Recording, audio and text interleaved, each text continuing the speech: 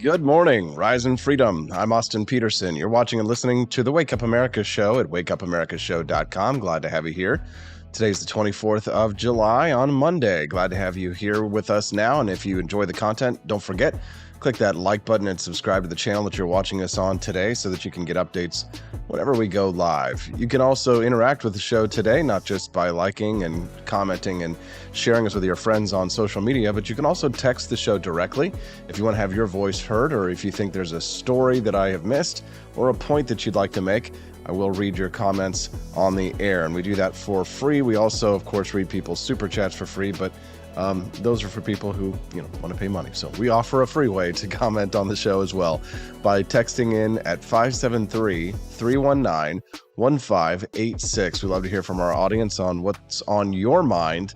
So make sure that you program that phone number into your cell phone. That way, whenever you watch the show on the regs, which of course you will do, you can text in anytime. Just say maybe Wake Up America Show, or, just call it AP for Liberty or something like that. 573-319-1586 is the text line. That way you can talk to us, let us know how you feel about things and what you think we should be talking about today. All right, well, first up, big news.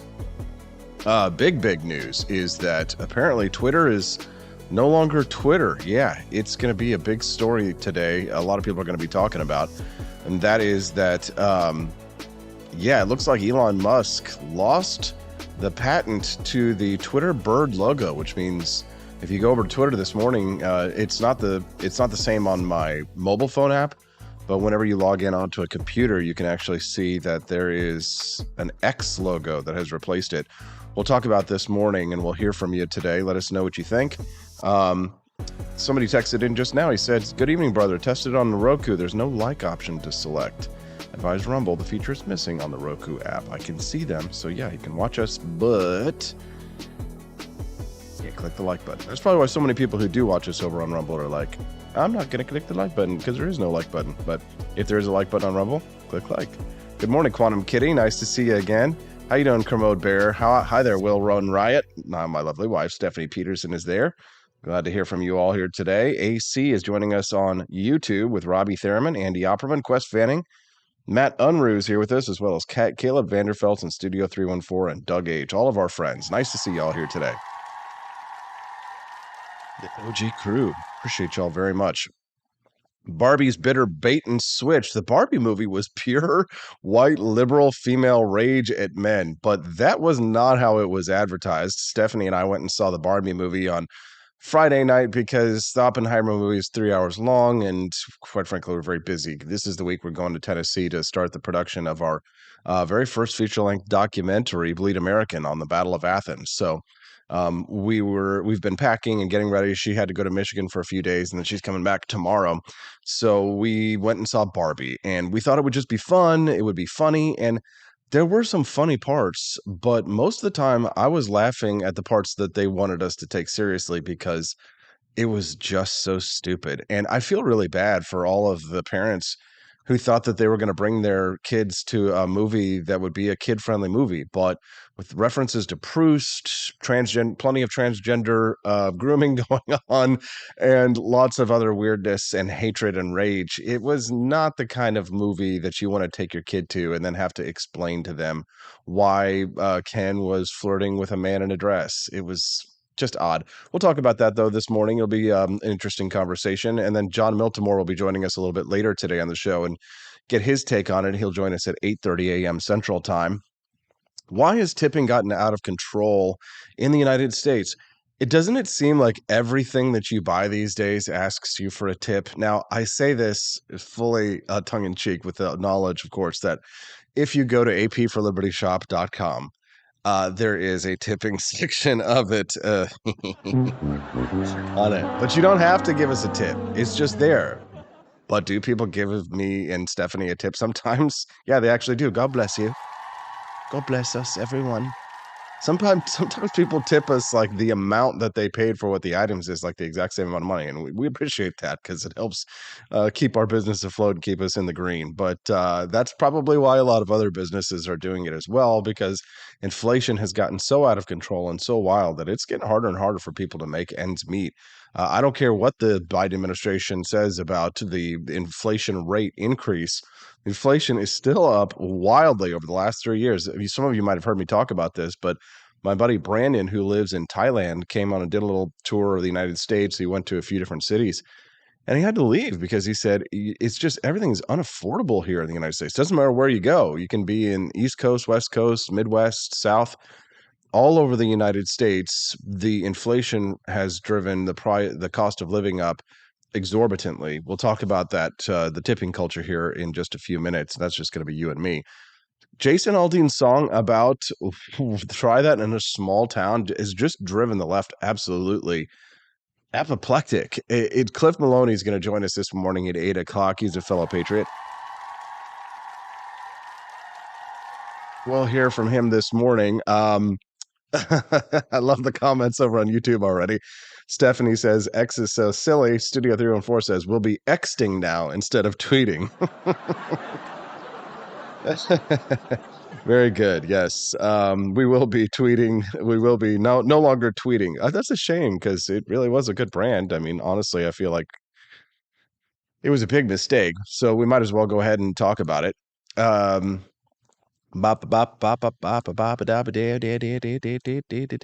Okay. There it is. So Elon Musk and Twitter Chief Executive Officer Linda Yaccarino, what a name, have ditched Twitter's iconic blue bird after nearly 17 years as the company's logo. Can you imagine? There's 17-year-olds right now who were born with Twitter. X is here. Let's do this. Yaccarino tweeted on Monday morning with a picture of the company's new logo. I'll pull that up on your screen. Why not? I did do that for you. Got it ready for you. There it is. Their headquarters tonight. I have to say, it looks rather dystopian to me. Like, it kind of, having just watched Blade Runner just like a month ago or so with Harrison Ford, the picture very much reminds me of Blade Runner. You know, remember that scene where they had like the Japanese woman and stuff like that, and they're flying around the city and stuff like this? This looks like one of those buildings and scenes out of Blade Runner, with kind of a dystopian future. But we think it's temporary, right? So the blue bird is still present across the platform. So, for example, if you log in on your cell phone this morning and you're using Twitter, you might see the little blue bird logo and some of the things that you're using. If you're a Twitter Blue user, for example, like, you'll still see the little bird in there. But Musk has changed his profile picture to a company's interim X logo, they're saying, right? So it's just a white X on a black background. And he says, share with him a good enough X logo. So they want people to apparently send in their ideas for logos, new logos for Twitter. This is kind of wild. I mean, this is the kind of thing that you would typically do with maybe a startup business or something that you're bootstrapping, but not an established multi-billion-dollar company as Elon Musk is doing. I don't know why he did this. Well, I know why they did it, but we'll get into that in just a second, right? So it should have been done a long time ago, he says. I created the video above using a font logo, and we'll get to that in a sec, adding a glow and little lines in the logo to make it look imperfect.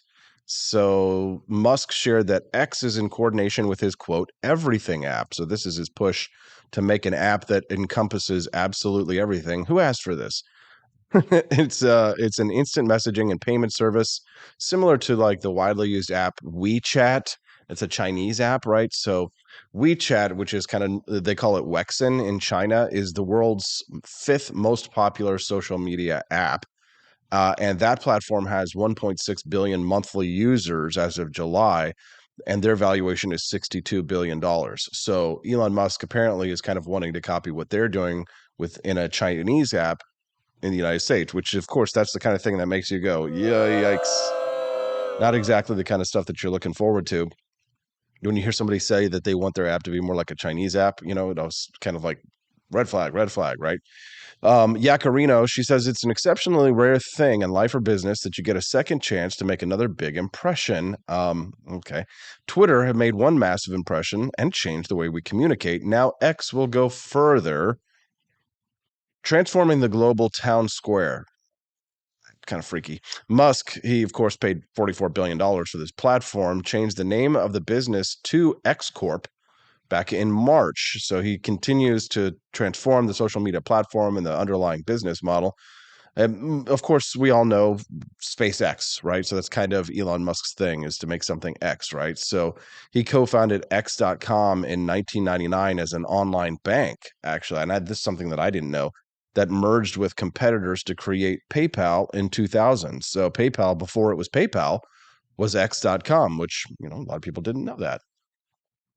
The bird, of course, has changed its own look several times since 2006, but it stayed after it was redesigned by Twitter's former creative director Doug Bowman in 2012, according to the New York Times. Let's see. Somebody actually posted a nice little pic of that, actually, of the undergoing changes. Oh yeah, there we go. Now, here's the funny thing about this logo. So you can see up on the screen, I've got the Twitter logo. If you're watching this a little bit.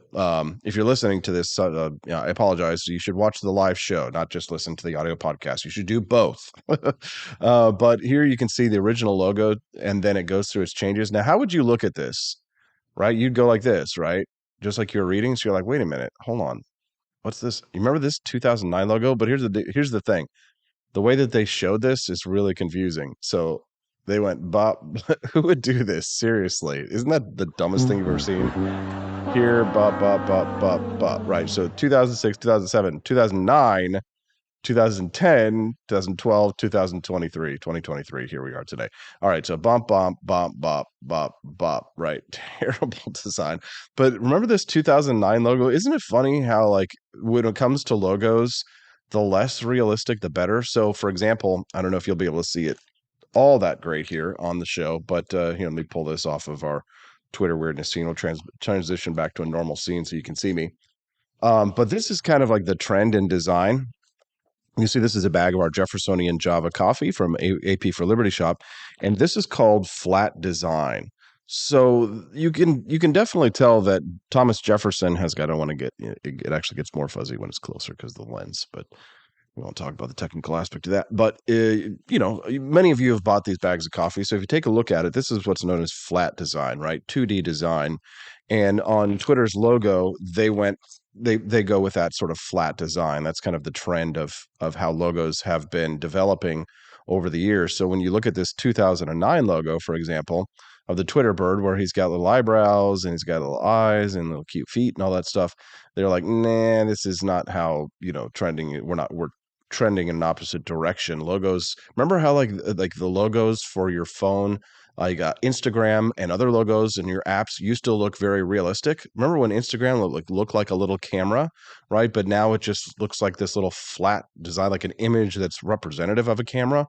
That's how branding has been going in recent years. So when you see this X, perfect example of the trend of logos to sort of remove anything extraneous or being too complicated or anything like that. This is how logos have been moving. So anyways, I know you didn't want to get into a conversation too much about branding, but I blame Elon Musk for changing the brand. So Twitter's now retired bird logo is called Larry, as a tribute to Larry Bird. Twitter's former co-founder Biz Stone revealed that in 2018. The bird was temporarily replaced in April by Musk to Dogecoin's Shiba Inu dog. Remember that? A meme coin that the South African native has previously been associated with. So, yeah, Yacarino was the new CEO in June. It's been a wild year for Twitter, but I guess wish them the best. So as they look for a way to rebrand. So, what are your thoughts? Send us a text, 573-319-1586. That's 573-319-1586. You want to contact the show. Nice to see so many people over on Rumble this morning. It's just like, it's awesome to see how the numbers over there. Make sure you click like if you can. I know a lot of people who watch us on Rumble watch us on like a Roku app or different things like that. So it would be huge if you could do us a big favor and log in on the app on your phone so you can click like if you're watching us and enjoying the content there. Just as a favor to us, we would appreciate it because it helps us to grow. And of course, you can subscribe to the channel. We'd be very grateful. Kermode Bear is asking the real questions. Why would you torture yourself with a Barbie movie? Yes, so we are going to talk about Barbie here in a little bit. Robbie Thurman says, maybe he's into that. Sticks and stones may break my bones, but whips and chains excite me. Very funny, Robbie. Camellia says, X goes back a long way with Elon. I know, I get it, but even still, like, just as you've seen the evolution of the logo of if you're willing to undergo a complete rebrand, I mean, calling everything kind of X is kind of an old thing to do on the internet, right? Kermode Bear says, I like the little bird. It's more fun than X, which feels very 1980s edgelord. I was going to say like more like 1990s early aughts edgelord, but yeah, we're definitely speaking the same language. Kermode Bear, great to have you here. Stephanie is joining us here on Twitter, and she's tweeting for us and letting everybody know that they should watch the show, which we appreciate it. Sorry if I seem a little low energy. I got to drink more of my delicious coffee from Founding Flavors. Hold on. We'll talk about the Barbie movie in just a few. Don't worry, we're going to get there, and we'll talk about why it was definitely not a friendly movie at all. Not kid friendly, not friendly at all. But first, I want to talk a little bit about this article. Camelia shared with me this story. Has tipping in the United States gotten out of control? When was the last time you purchased something and you weren't asked for a tip? Not only are requests to tip on purchased goods and services increasingly common, but the amount of the traditional tip has also been on the rise for decades. During the 1950s, people commonly tipped 10% of the bill. By the 70s and 80s, that percentage had jumped to 15%. Tipflation is what they call that. It's a marketing term for the upward trend in expected tips from the standard of 15% decades past, and now 20, and some people are now tipping 25% and beyond. The breakdown of that she gave me here is really nice, where she's looking, or she gave Camelia gave me the average tip given by each U.S. state. And I probably won't go through each of the 50 states. However, if you want me to list a state, or if you're curious about what the average tip is for your state, just drop a comment in the chat and say, hey, what did my state do? Just list the state that you want me to read, and I'll try and get to as many of them as I can for our viewers and listeners this morning. But let's take a look at this. So there was a really interesting article that came out in the Wall Street Journal about this too, that says why businesses can't stop asking for tips. Employers far beyond restaurants rely on the practice to avoid paying higher wages, testing customer limits. So American businesses have kind of gotten hooked on tipping. Tip requests have spread way beyond restaurants and bars. Juice shops, appliance repair, plant stores are among many businesses. apforlibertyshop.com are now asking customers to hand over extra money to their workers. The U.S. economy is more tip reliant than it has ever been before, but there's kind of a sense, and I hear this, pretty much universal here in the United States, that everybody feels like it's gotten out of control, and corporate America is dumping their responsibility for employees' pay onto the customer. Some businesses that are new to tipping say they've turned to the practice to try and retain workers in this competitive job market, and that way they can also keep their prices low. So asking for tips allows them to increase worker pay without raising their wages. So, I mean, you see it everywhere. There's tip prompts at every turn. And, workers' wages should be business owners' responsibility, not theirs. Or you should put that into the cost of the meal or whatever it is that you're charging them in order to pay the employee. I mean, if you're like a barista, I understand tips make sense. Like if you make something special, right? If you're an artisan of coffee, things like that make sense to tip, right? If you're an incredible waiter, right, and you provide incredible table service, there are times when a tip makes perfect sense. Bartenders, for example, in a crowded bar, right? Like if a bartender makes you a really special mixed drink, or you ask them for like a Long Island iced tea or something like that, where they've got to open like 6 or 7 bottles and measure everything out, or a mojito where they got to crush the mint and do all this kind of stuff. That makes sense to tip, right? But it doesn't make sense in a lot of the circumstances that people have, like takeaway, right? It's like, oh, we're going to go get takeout, or going to do a tip on a takeout order. That doesn't make any sense at all. I'd love to hear your thoughts. Send me a text, 573-319-1586. Camelia says, if you just get me a black coffee, I'm not tipping. That's a good point. If anyone here is curious to see what your state average tip is, just drop it in the chat and I can let you know what the average tip is for your state.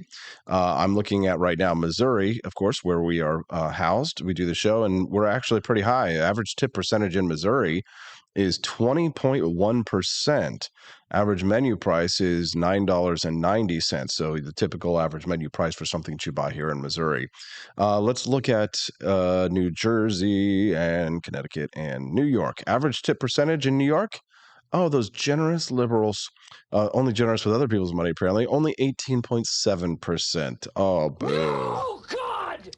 No, But you God, knew that they were going to be cheap. Let's see how Californians are. California average tip percentage even lower than New York, not even approaching Missouri. We are so generous and so magnanimous and attractive. Average tip percentage 17.5% in California. Average menu price is $11, right? Maria Krabs says, I'm not tipping for a Subway sandwich, 2 12-inch sandwiches, and 4 cookies, $30. F paying more. Good for you, Maria. Yes, tipping in a Subway. It's something like that. It's like, no, you're just assembling a sandwich. I don't think that really is a kind of a tipping thing. Let me go back there and I'll make the sandwich myself. What do you say?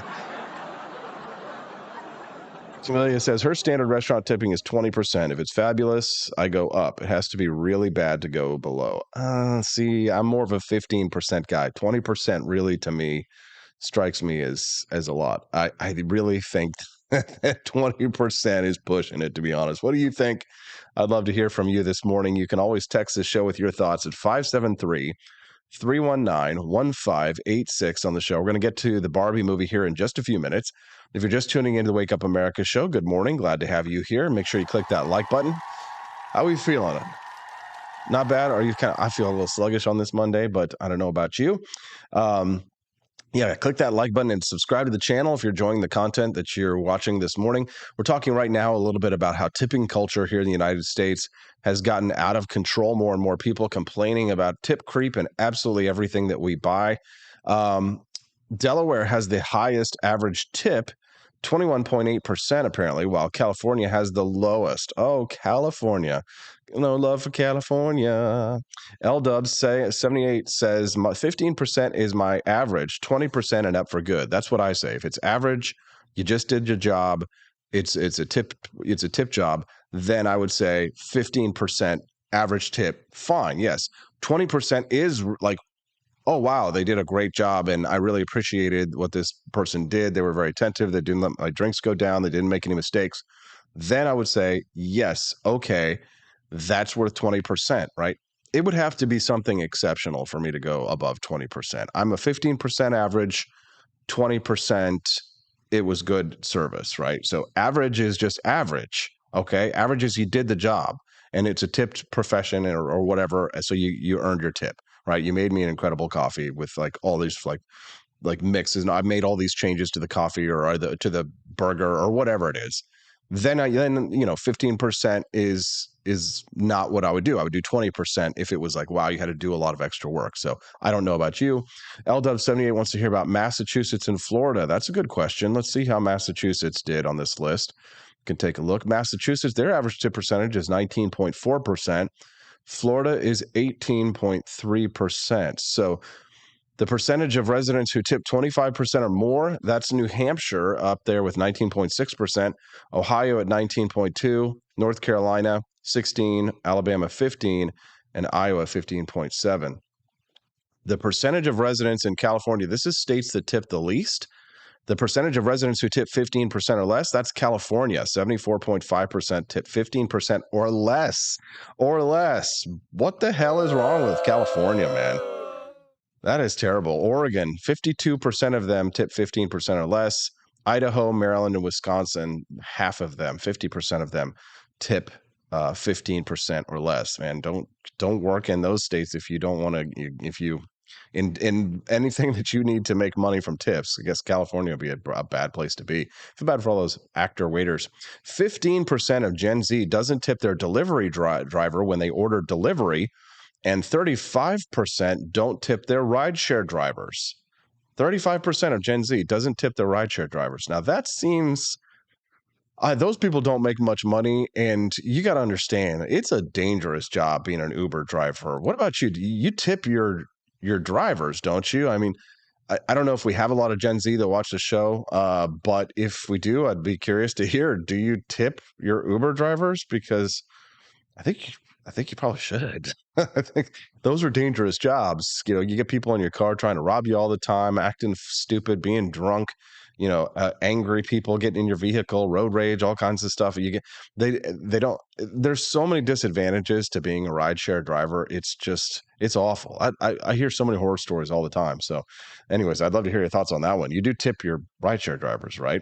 The server at the Italian restaurant said he prayed for us that our gift card would work. That was worth 20%. There you go. Okay. Now we know how to get a good tip out of Maria. Saying, so take a letter on Maria and make sure that you pray.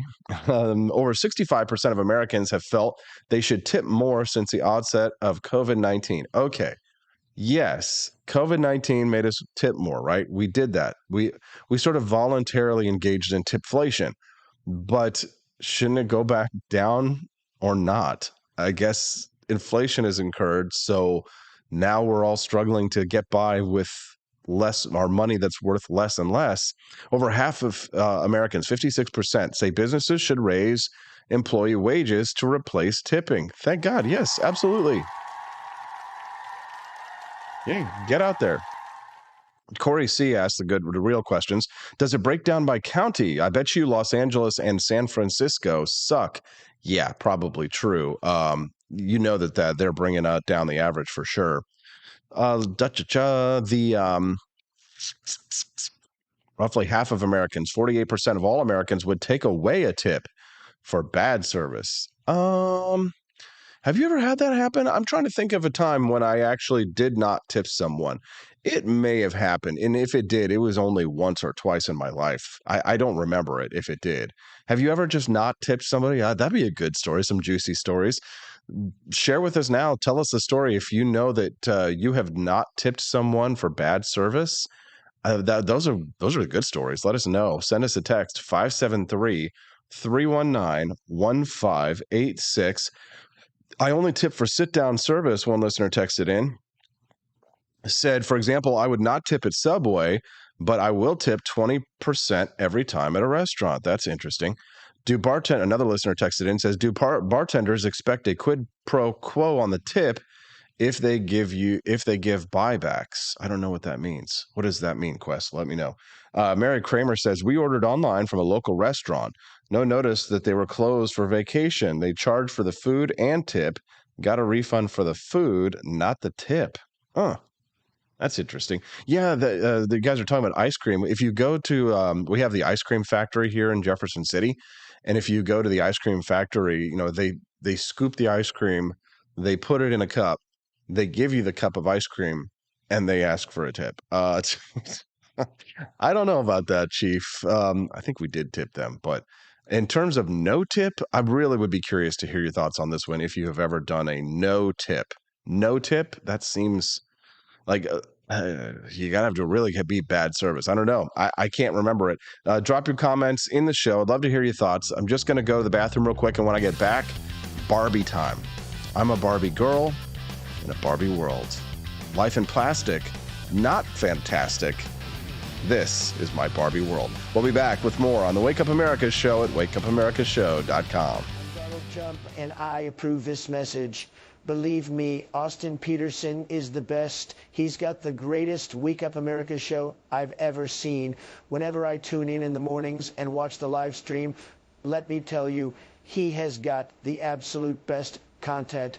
I love his guests. It's just a total blast to watch, and I highly endorse and recommend the Wake Up America show. It's terrific, believe me.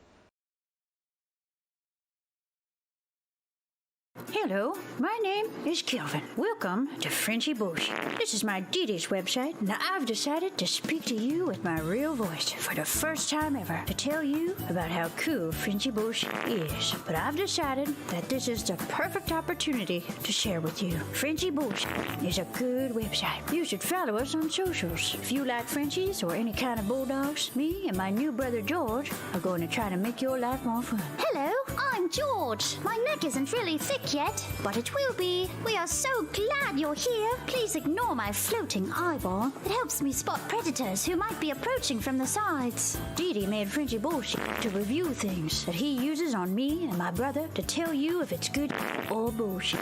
Take this collar, for example. Dee Dee really likes it. Dee Dee said it's really handy because us Frenchies got thick necks. Need something really tough. People think Frenchies are little, but if you look at us from below, you can see we are really pretty buff. Beefcake. Yes. Look at my creamy thighs and chest. Yes. You like that? Big brother, please focus. Frenchy Bullshit. Please follow us for more great content and read the Frenchy Bullshit blog for more fun and cool stuff.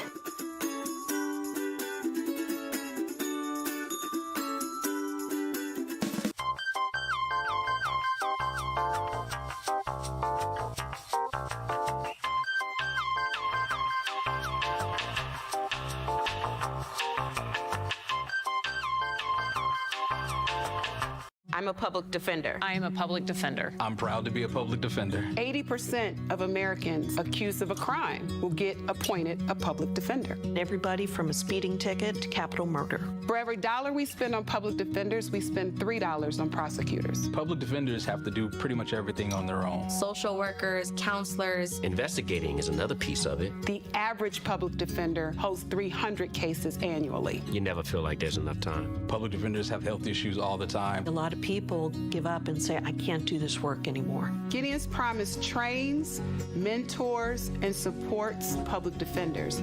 There are a lot of people who say that they would not still be public defenders, but for Gideon's Promise. It's fueled me to continue on in this fight. Gideon's Promise has changed the face of public defense. People see us as troublemakers. Good trouble only. We don't make it easy. It should not be easy to take away someone's liberty.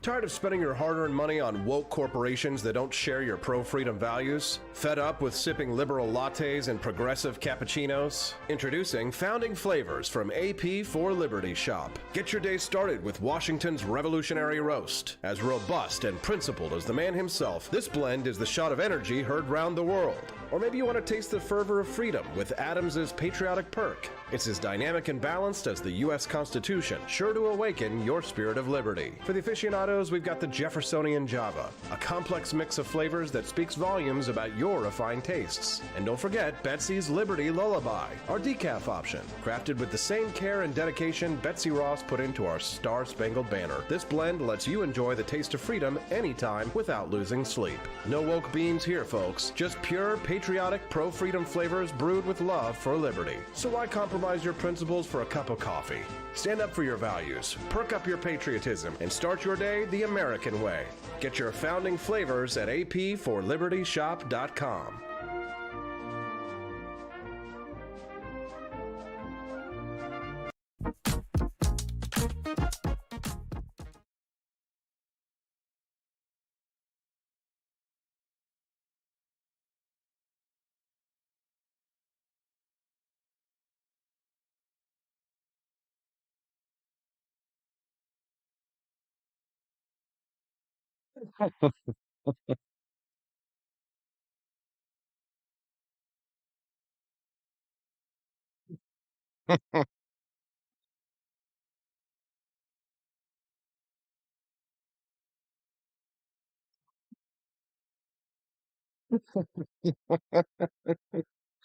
Okay, Ben, might want to calm down there. Good morning. Welcome to the Wake Up America show. I'm your host, Austin Peterson. That was pretty weird, Ben.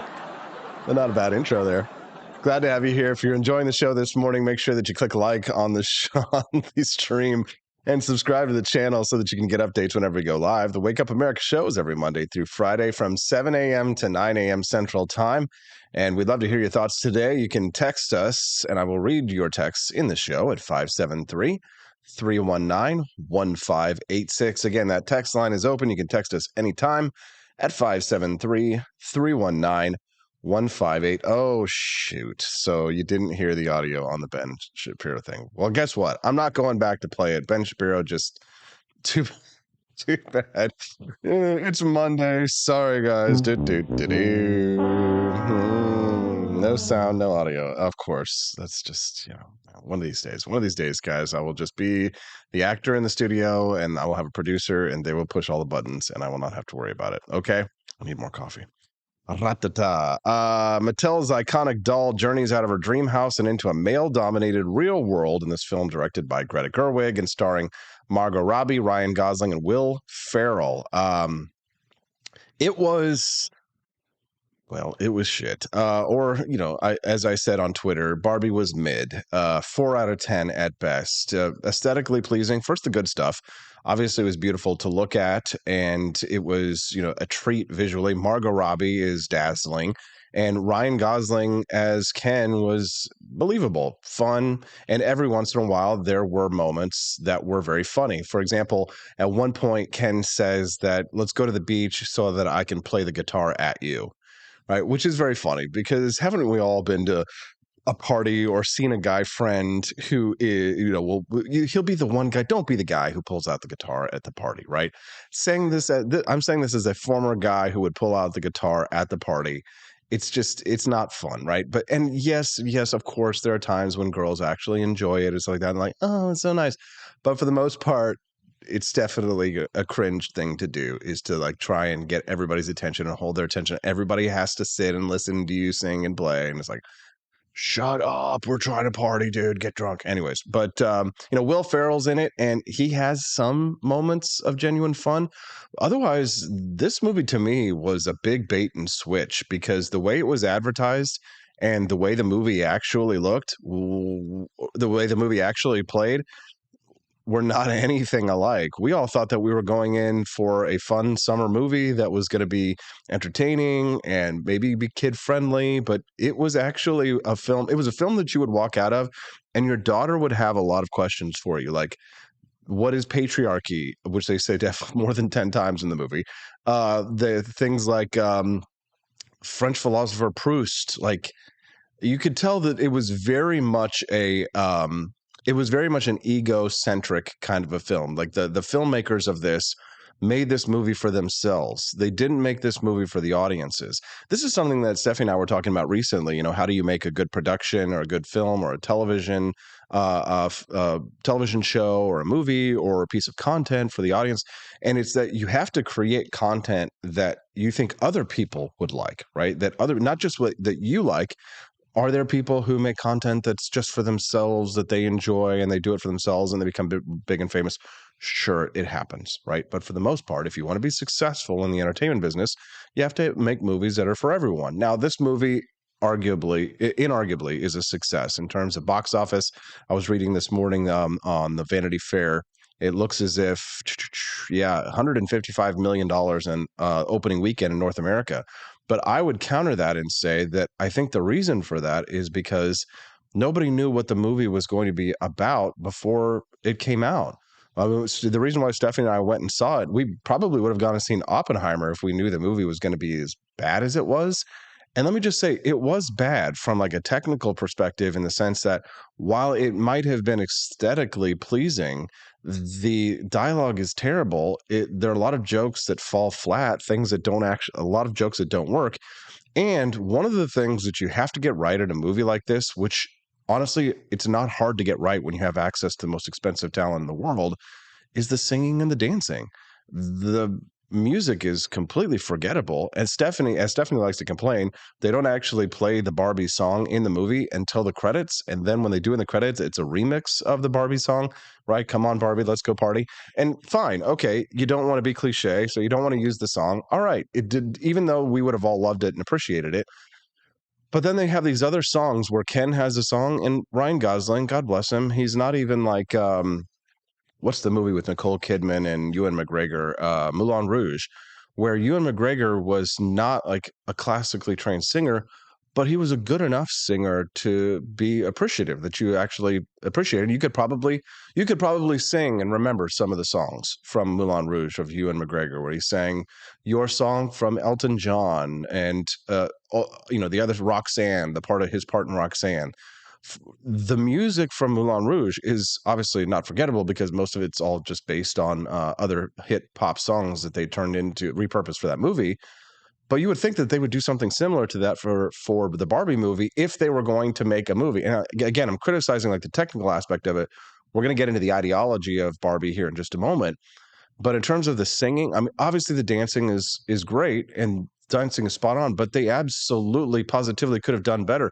As a matter of fact, I watched the scene from Footloose in the last week. I decided to sit down and watch the scene from Footloose where Kevin Bacon and his character goes and dances in the factory scene. You know what I'm talking about, right? Kenny Loggins is drumming in the back, playing in the background, and Kevin Bacon. It is the most epic dance scene you've ever seen in your life. It's extraordinary.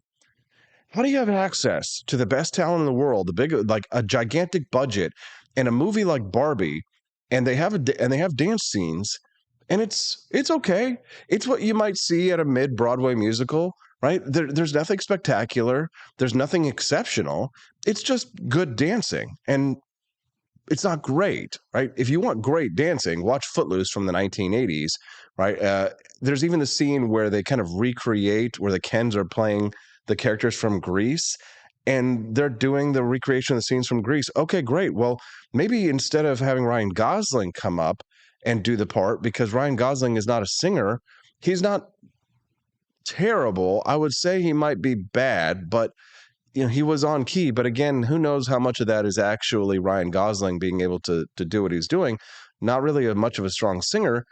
So at this moment, when you're doing all these like when you're sort of mentioning Grease and you're having them do like the Grease lightning dance, why not bring forward an actor who can actually sing? They don't have any actors that can actually sing, and they do some dance musical numbers in the movie, but that's the kind of thing that like it's easy to get right, and they don't get it right. And I liked Ken's character in the movie. I will say, in terms of the positive light. It is funny that the plot essentially is that Barbie starts to realize that she's falling apart, and like her heels, which are always pointed, go flat, and she has to figure out why she's gaining cellulite and things like that. And she realizes that she has to go to the real world in order to find the person who plays with her and find out why that person is so upset and causing her to Barbie to feel like she's starting to fall apart. So they go and they meet the like insane Barbie, or the weird Barbie they call her. And in this scene, she goes, and the weird Barbie, who is the one who's got like, crap all over her face and her hair is singed and things like that. The weird Barbie shows her, oh, you've got to go to the real world to try and meet your Barbie, and yada, yada, yada. Ken follows Barbie into the real world because in Barbie land, only the Barbies matter. The Kens are just accessories to the Barbie, and things like that. Like that doesn't bother me so much because when you think about the actual Barbie dolls, that is the case. It's a reality that without Barbie there would be no Ken, and they do mention that in the movie. Another bright spot in the film, I will say, was Michael Cera, who plays Alan in the film, which is kind of like supposed to be a forgettable throwaway character, but he ends up actually being standout just because Michael Cera's deadpan is always funny, but he really only has 3 or 4 parts in the movie where he kind of gets to stand out, one fight scene, which is pretty funny. So there are funny parts in the movie, and they do come from him, but most of the laughter that I was engaging in was just laughing at the lame attempts to try and inject liberal philosophy and Marxist feminism into discussions that had nothing to do with it. The reason why I thought the movie was going to be interesting and good was because they were going to take on the concept of existentialism, and they actually attempted to do that with this film. When Barbie is at the dance party and everybody's having a good time, and Barbie says, do you guys ever think about death? And so you stop, and everybody stops in the movie and looks at her and says no, and they're kind of thinking that she's weird.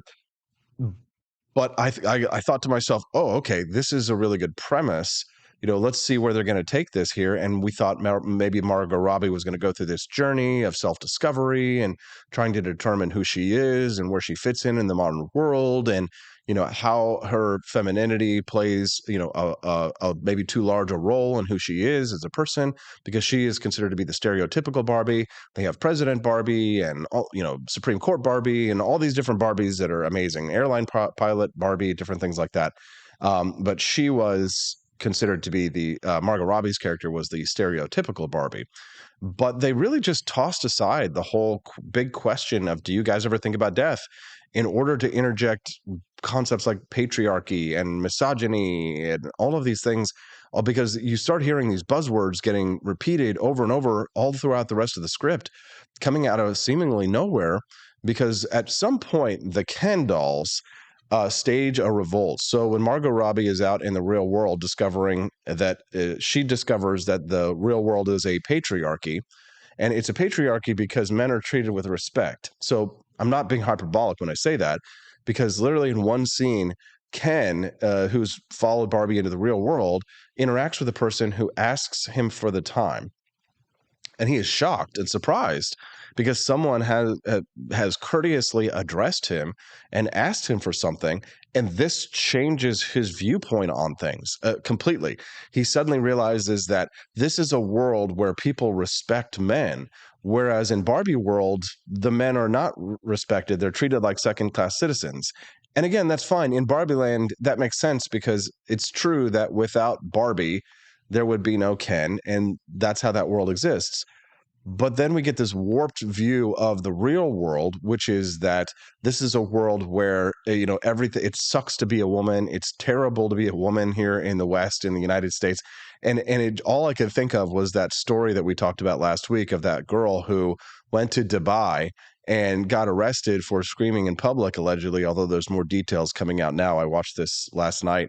I'm not ready to talk about it just yet, but where this woman went to Dubai and she got arrested for acting a fool in public, and suddenly all of a sudden she realized how good they have it. The women have it here in the West, in liberal democracies, liberal Republican democracies. I know people are going to be like, it's not a democracy. Well, then why do we vote? Okay.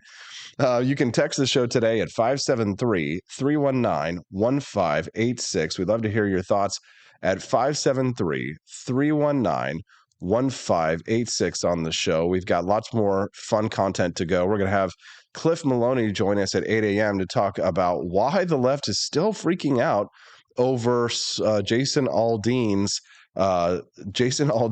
music video, Try That in a Small Town. I mean, it's continuing to metastasize like a cancer. We'll talk about this in a little bit. But continue on with our Barbie thing. Jack Posobiec called Barbie a man-hating woke propaganda fest, and it absolutely is.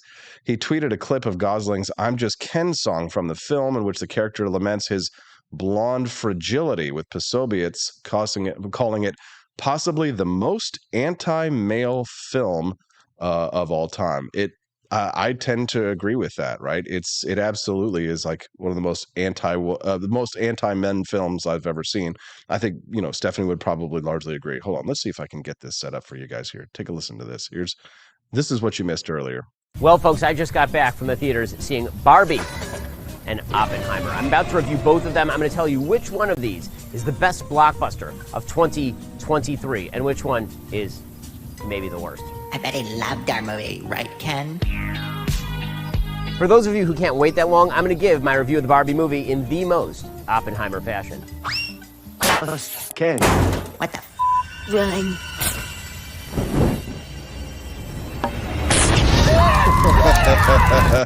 And here's a quick little clip of this song, I'm Just Ken, from the movie. Hopefully I won't get a copyright strike, but I'm sure they will, and then you won't be able to watch it later.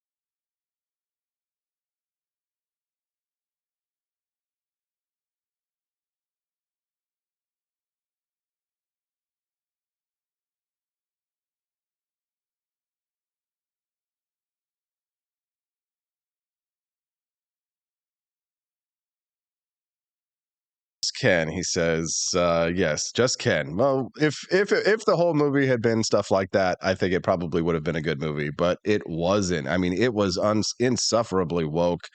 It's just basically the insidious packaging of every feminist cliche that there is, including one scene which I think really shows just how the blind spot of the left in terms of the gender politics.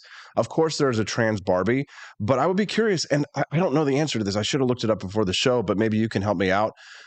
Is there a trans Barbie? Have they made a trans Barbie yet? I'm pretty sure they have not. But if they haven't, do it, Mattel.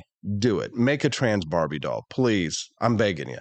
Just make a trans Barbie doll, Mattel. I would love to bet on your stock when that happens, and see. I would love to short Mattel stock if they do something like that. Make a trans Barbie doll. I'd love to see it.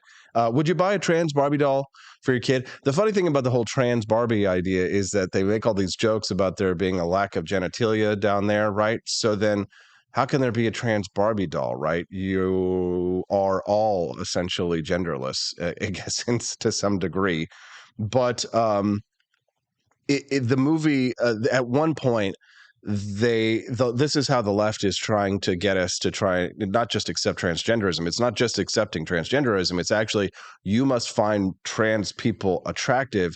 Is that there is a scene where the Barbies are all trying to flirt with the Kens in order to distract them.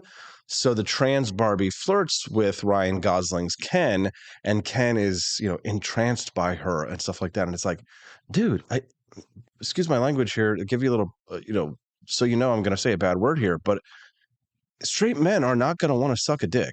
Okay, no matter how hard the left wants to make it, right? You're not going to get gay men to want to be with the woman's bonus hole, right? The born a female, now a male. You're not going to get. That's not going to happen. You're not going to change gay men's sexuality, and you're not going to turn a straight man gay, right? So there was this really good video that came out a few weeks ago where this girl went down to New Orleans or Mardi Gras or some party down in the South. And they were asking all of these men, do they think, is it gay to want to be with a transgender person, right? If you're a man and the person is biologically a male but presents as a female, is it gay? And all of the black men said, yes, absolutely, it's gay. Although a few of the woke white boys were like, no, that's not gay. But the white guys who were honest were like, yeah, that's gay. If you're a man and you want to suck a penis, then you're gay. Sorry to have to do that to you and say those words. I know it's Monday morning. How are we getting there? It's gay. Steffi wants to get me that fur coat that Ken wore. I think I would have to get the six-pack first. How about that? So it's going to be a while. Maybe never. Good to have you here. Thanks so much for tuning the show. We'll be back. We're going to talk to Cliff Maloney about that song that Jason Aldean wrote that's driving the left bonkers. It continues on. I know we've talked about it before, but they just keep doubling down on the insanity and the weirdness. We'll talk about that with Cliff Maloney when we get back on the Wake Up America Show at wakeupAmericaShow.com. Want an engaging website to boost your business? You're just a click away from 5-star Fiverr talent. Hundreds of freelancer skills like web design. Head to Fiverr.com today and get something started. American conservatism is distinct, like America is distinct from the United Kingdom. American conservatism's roots comes out of the Wild West, out of pioneerism. The difference between American conservatives and European conservatives is that Americans are cowboys. We are that God, guns, gold, and girls. It's wild here. And we should stay that way. We shouldn't allow a European version of conservatism to come and infect us here. We like it wide open spaces here, deep in the heart of Texas and all that.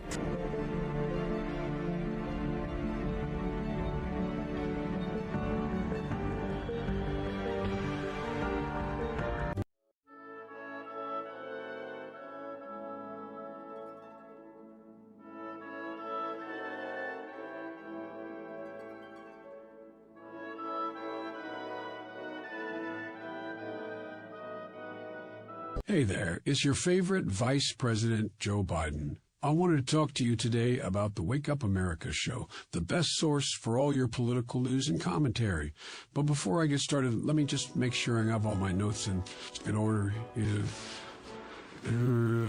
Oh, Okay, where was I? All right. The Wake Up America show. It's a great way to stay informed and make your voice heard. Boy, what was I saying again? Oh, right. The Wake Up America show. It's important that we all stay engaged and knowledgeable about what's going on in our country and, the thing. But hold on, where was I going with all this? Oh, yeah. The Wake Up America show. It's a fantastic resource. And if you really want to make a difference, man, you can sign up to be a monthly donor at wakeupAmericaShow.com/support. Now, where was I? Oh, that's right, the Wake Up America show. So if you want to stay woke and support a great cause, head on over to wakeupAmericaShow.com/support and sign up to be a monthly donor today. And if you're feeling generous, you can even give a donation in my name. Thanks for listening, and keep on keeping on, America. Come on, man.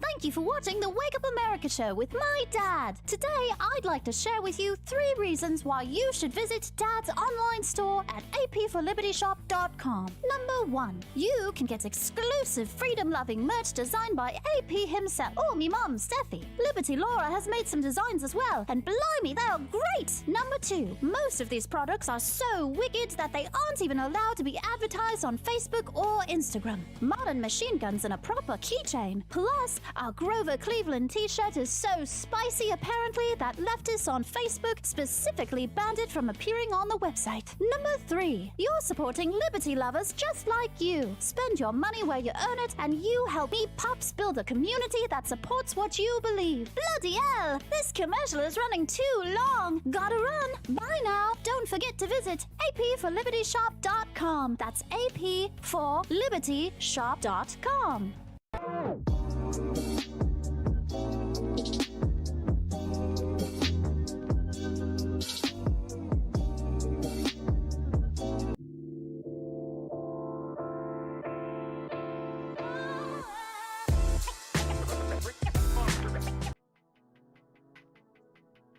Good morning, Rise and Freedom. I'm Austin Peterson. You're watching and listening to the Wake Up America show at wakeupAmericaShow.com. We're glad to have you here. How you feeling on a Monday? Feeling much better. Starting to wake up a little bit. Got my delicious coffee. If you haven't tried my delicious Founding Flavors coffee, my wife and I launched a new coffee business last week. You can get it at our website at apforlibertyshop.com. You can taste test all the delicious flavors. Head over to apforlibertyshop.com. This is Jeffersonian Java that I have right there. It's a light roast, and I know that people who really love patriotism and our founding fathers would love to receive this as a gift. So as we start to head into the cooler months this fall, more and more people will be drinking coffee, so it might make a great gift for someone. You could buy them all 5 as a really great Christmas present, something that you can get for yourself as well. We also offer subscription plans, so you can do a monthly drop once a month, once every 2 months, or once every 3 months. Get some delicious Founding Flavors coffee over at apforlibertyshop.com. We'd love to hear your thoughts. The Jason Aldean song should be the theme song to our documentary about Athens, Tennessee. That's not a bad idea, Stephanie. We'll get Cliff Maloney here in just a few minutes. I sent him the Zoom link over on email, so hopefully he'll be able to get in here very soon, but he's not here with us just yet, so that leaves me tap dancing, probably a little bit better than the dancing in the Barbie movie. Corey C says the Jeffersonian Java for me this morning. Very little acid. Good, glad you like it. That's a nice light roast of the Jeffersonian Java. My favorite is the Benjamin Franklin's Electric Elixir. So if you want the one that AP is the most, the biggest fan of, then that is the one that I would recommend. So you can get the Jeffersonian Java over there because our friend Cheeky is dropping those links. Thanks, Cheeky. Nice to see you this morning. We're glad to have you here on the Wake Up America show. All right, what we got here? Where's that video call? Don't see Cliff Maloney just yet, so we will just continue to wait.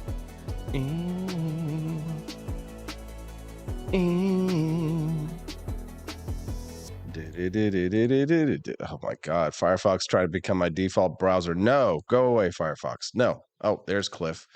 Waiting in the waiting room. All right, let me go get him real quick and I'll be right back.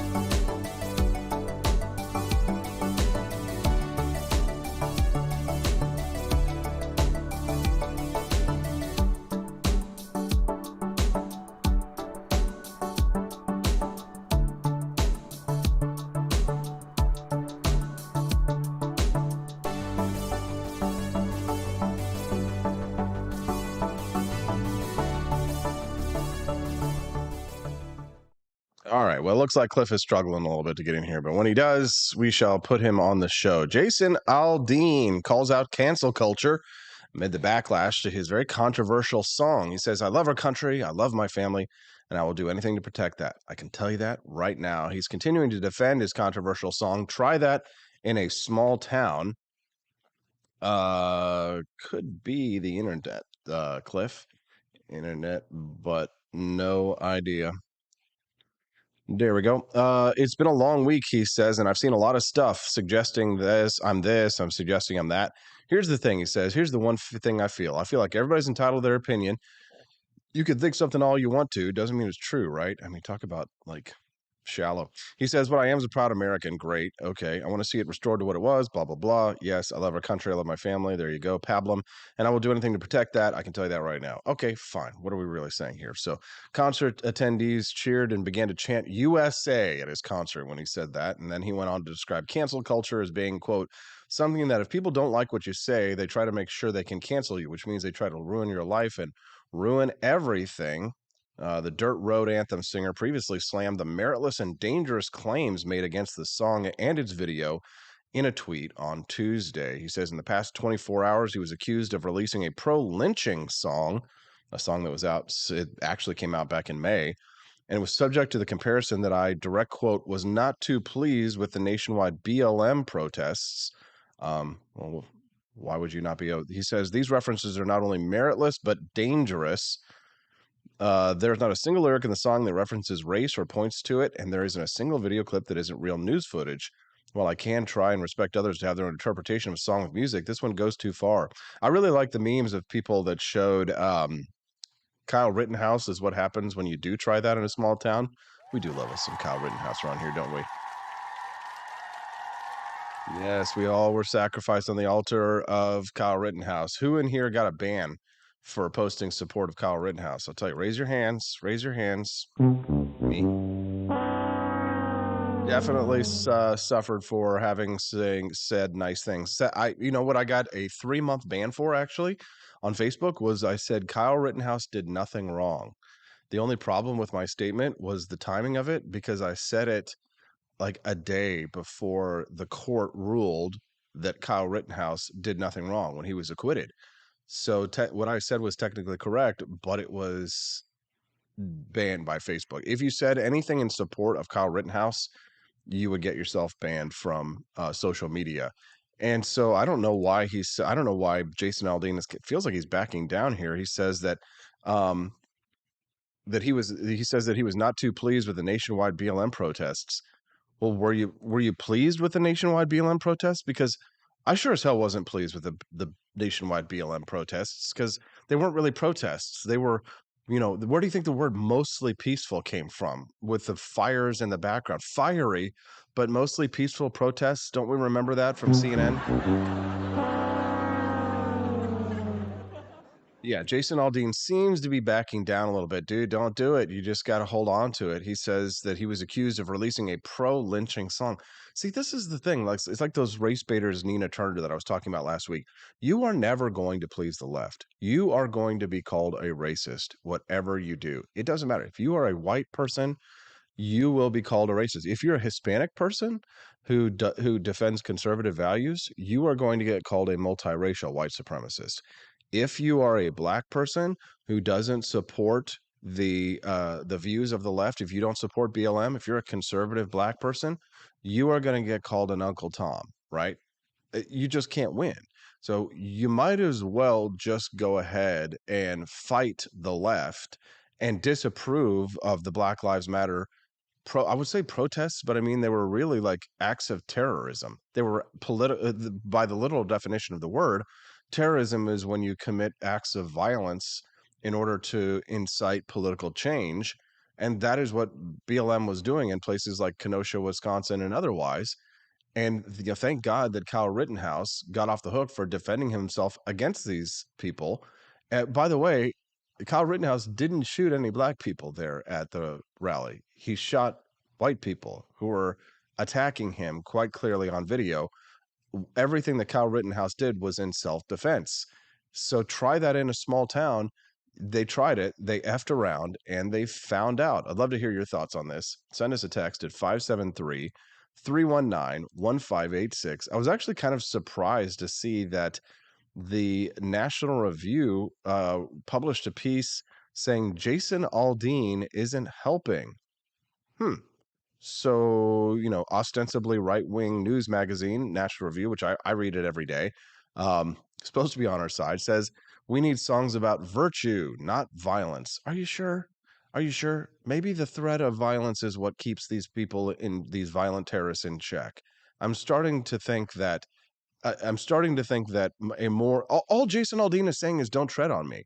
Would you write a column and saying we don't need don't tread on me flags anymore? We don't need to have people say don't tread on me, which by the way, you can get an awesome shirt over at AP for Liberty Shop. We've got all of the don't tread on me shirts over at AP for Liberty Shop, but we've also got this awesome shirt with the don't tread on me Gadsden snake. All gun laws are an infringement, which is quite lovely. Of course, we've got a lot of awesome shirts like the Hey Girl on a scale of 1 to 1776. How free are you tonight shirt as well. We don't need things like that, Austin. We don't need shirts like this. Oh, we don't need AP for Liberty Shop to advertise sexuality or like George Washington when I take someone on a date. Or how about this one where I'm promoting alcohol use. 7 beers ago, the Abe Lincoln shirt over at AP for Liberty Shop. Also, we don't need this message. We need shirts with virtue. Yeah, because everybody wants to buy an Abraham Lincoln shirt where he says 7 years ago. Am I right? How exciting would that be? I need a poop. I need like an actual like fart sound on here, because then it would actually be funny. It looks like somebody decided to finally make an appearance on the show. Here he is, fellow patriot Cliff Maloney, joining us right now. Cliff, you've got a really long title. I hope you don't mind if I don't say the whole thing right now. Good Nice to be see here, you, Austin. Can you guys hear me? Yeah, we're glad to have you here, bud. Thanks for coming on the show. Sure. What do you got for me today? Jason Aldean, it seems like he's backing off a little bit, like he's trying to act like he's still standing up for his song and cancel culture is coming to get him. But here's what he said in his tweet about, this controversial song. I've already been kind of talking about it, Cliff. where he says, in the past 24 hours, I've been accused of releasing a pro-lynching song and was subject to the comparison that I was not too pleased with the nationwide BLM protests. These references are not only meritless, but dangerous. I don't point to race. There isn't a single news clip that isn't real news footage. And he goes on and on and on, right? Tries to defend himself here. But I mean, what's so wrong with saying that we didn't approve of Black Lives Matter activists burning down our homes? I mean, all to me, Cliff, and this is what I was just explaining to the audience. I'd love to get your take on it. All this song is really saying is don't tread on me. What do you think?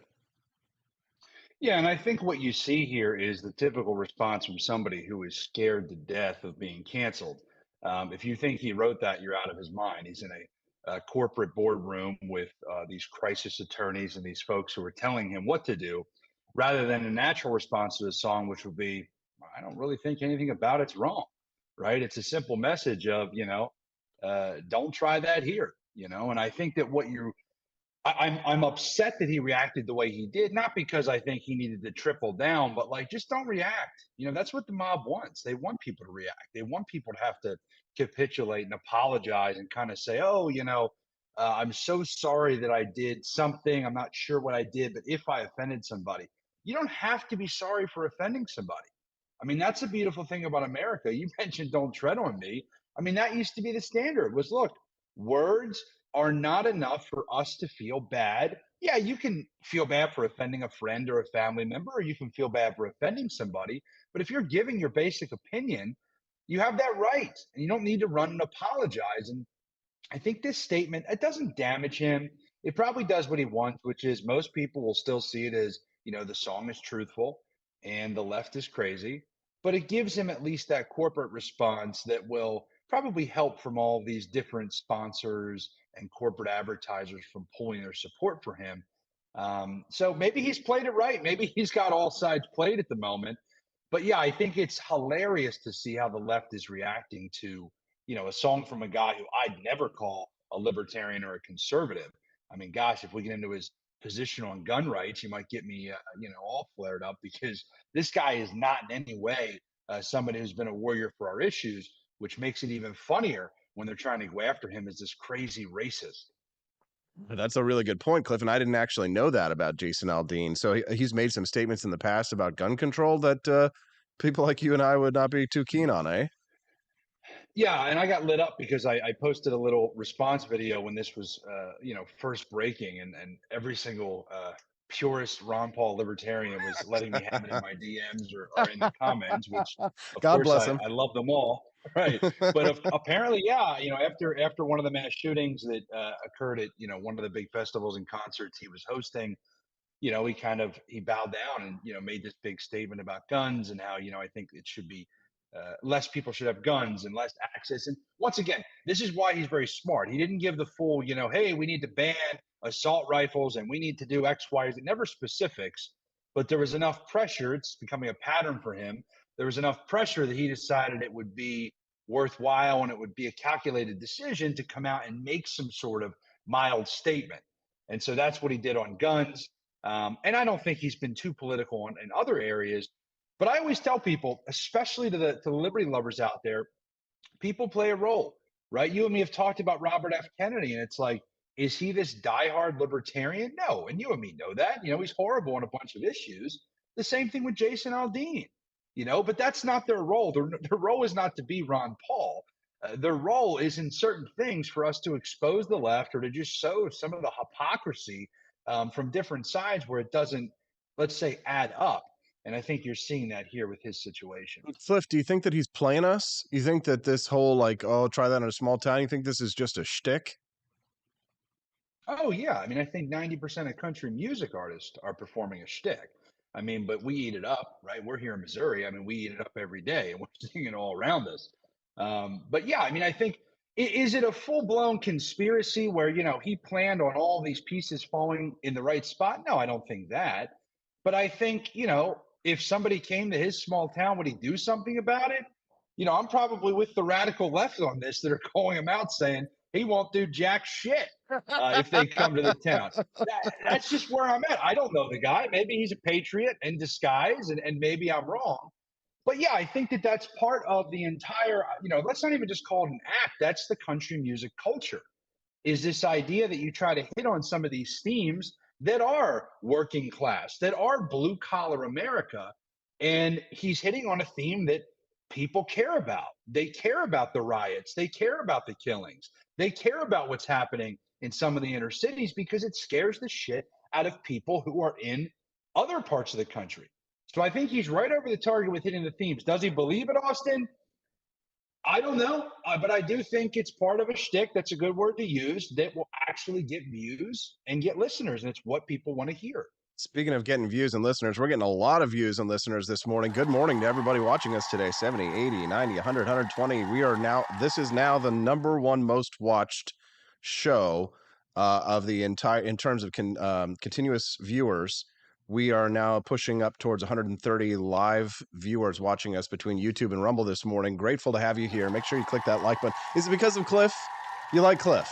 I guess we're gonna have Cliff back on. He's our magic boy here. So thank you, Cliff. Glad to have you on the show this morning.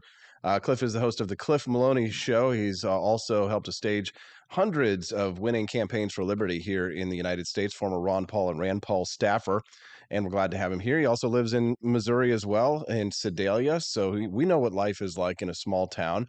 And I have to say that Cliff, the funny thing is about like so many people on the right have not really been warriors for our cause, right? A lot of people sort of like, wear the "Don't Tread on Me" flag, or they'll have the what I love is when they'll have the "Don't Tread on Me" sticker right next to the thin blue line sticker. And that always makes me laugh. But I was reading, we could get into the nuances of that argument. But I was reading this morning the National Review. They say Jason Aldean isn't helping. We need songs about virtue, not about violence. So this is basically this is what we see from so many on the conservative right that are just, they want us. This is why Donald Trump won, because people were so tired of the right wingers that are these effete intellectuals that want us to play nice with our opponents. And people got tired of it. And that's why they voted for Trump. Am I wrong? No, you're spot on. And I think that's why you see the people that are rising on the GOP side all fall under at least the same category. I mean, if you look at Trump, if you look at Ramaswamy, if you look at DeSantis, they all represent kind of this anti-establishment, I don't want to call it mainstream, but kind of the, hey, it's blue collar working America versus the elites. Now, I'm not saying it's ironic, because if you listen and you look into the three people I just listed, right, I don't think any of them has ever picked up a shovel in terms of working a day job, but they understand that tone. And I think that's what you're seeing across the country is enough people are pissed off, enough people think that it is kind of the big guy versus the small guy. And so yeah, I think that's why you're seeing kind of this pushback. And I think a lot of people are just tired of these politicians that act like they care, that act like they represent we the people. I mean, Jason Aldean, I do love the one statistic that is that his show, or his hometown, is 54% black. I mean, so it's so funny because you have these folks, like you said, conservatives in the Beltway and libertarians in the Beltway, who are in academia. They're in this world of cocktail parties every night. They don't worry about where the next paycheck comes from. And I think that point, Austin, is one of the most important, whether it was through COVID or any of the policies that kind of are, why do people want to put America first? It's this really big pushback on people that have to care about where their next paycheck and where their next meal is going to come from versus those that have never had to think about that, because to them it's all theoretical, right? So my biggest pushback on the Beltway types is that everything's theory, where us out here in real America, right, we actually have to produce, we have to work, we have to do certain things. And so I do think that's where it's so out of touch. There's just that disconnect. Once you get out of DC, you realize it very quickly.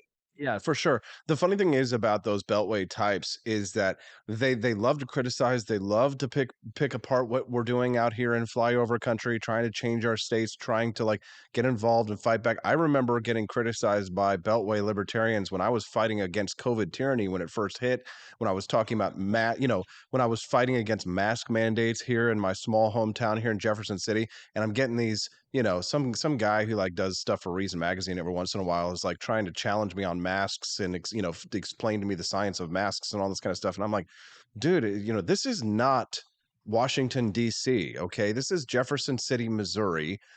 First of all, mind your own business. But here's the thing: they love to criticize, they love to attack us. They love to pick us apart. The conservative intelligentsia, the National Review types, establishment Republicans, establishment libertarians, right? Regime libertarians, as a lot of people call them. But there isn't a lot of help that comes from Washington, D.C. There isn't a lot of those institutions don't offer us much of a helping hand. They love to criticize what we're doing out here in the real world, but they sure don't like to offer us any money or any support at all in any way, shape, or form. And the big question to every single look, the way I like to put it is this: if you ask any Beltway regime type libertarian conservative Inc. person, what have you accomplished? Right? It's always white papers. It's always this idea of, oh, well, we're trying to influence policy.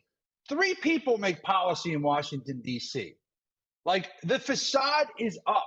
The game's over. The real battles are out there talking to normal people, figuring out how people interact with each other, how you can improve, or let's say advance liberty to improve somebody's life. I don't understand. It's so frustrating for guys like you and me and for the people that are out there working with the grassroots, trying to engage, trying to actually accomplish something, why these groups and these individuals want to just tear you down. And that's all they do. For years, I could never understand infighting. I'm like, why is it that we even are attacking each other? And I realized the number one enemy of liberty, the number one enemy of freedom, or at least the number one enemy of our strategies or our tactics, are these so-called strategists in Washington, D.C., who do absolutely nothing. They provide no value to our movement. And if anything, they hold people back because people get distracted. I'm going to go intern in Washington, D.C. That'll really take it to the regime.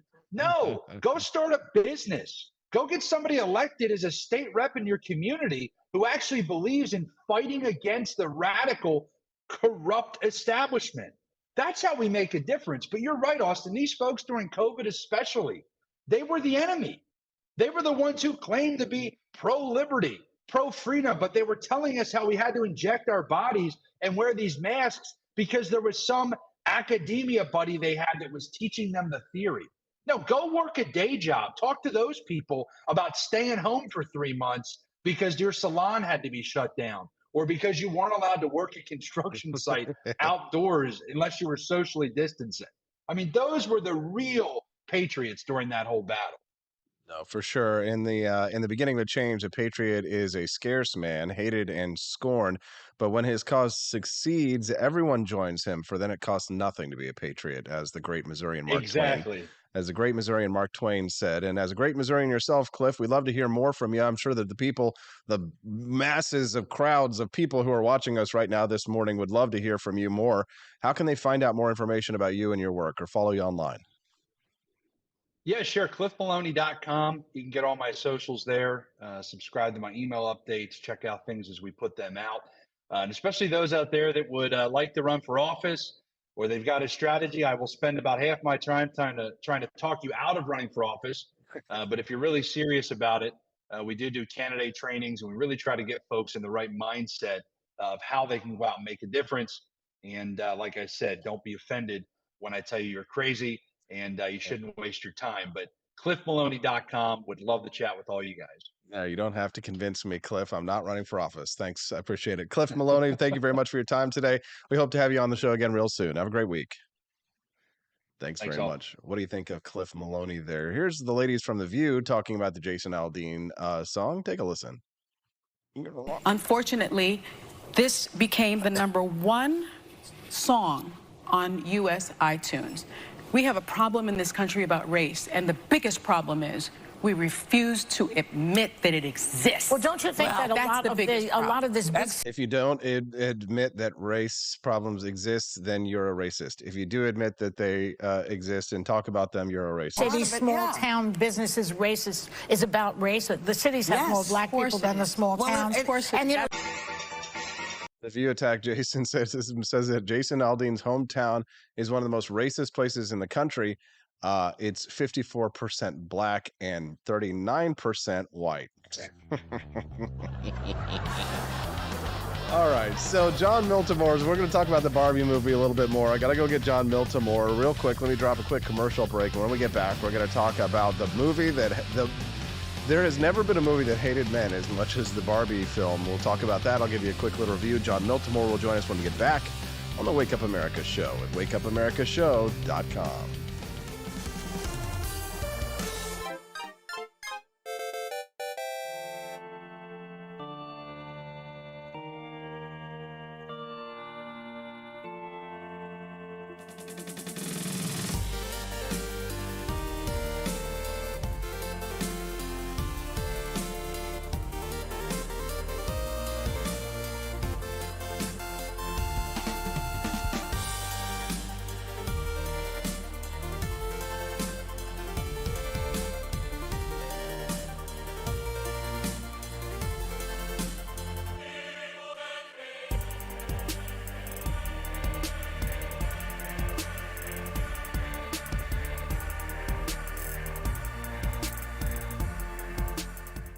It was 1946. A battle was fought, not overseas, but right here on American soil. The Battle of Athens, an intense struggle against election fraud and for the rights promised by our founding fathers. Driven by the Second Amendment, ordinary citizens stood tall and fought back. Help us expose this momentous battle of integrity and bravery. Your support can make a difference. Visit givesendgo.com/bleedamerican and pledge your support, because we believe in the power of truth, the strength of unity, and the spirit of we the people. Let us not forget, we bleed American. Fire.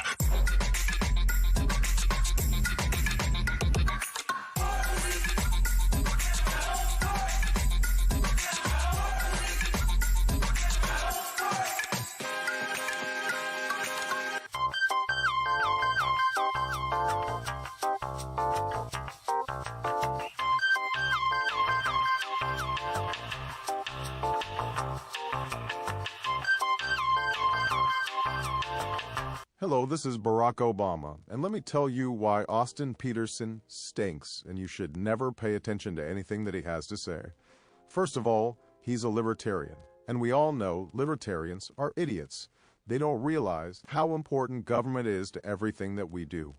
I recently became aware that Austin has opened up a libertarian shop at apeforlibertyshop.com. Now, I'm asking you as a personal favor to me that you never ever visit apeforlibertyshop.com.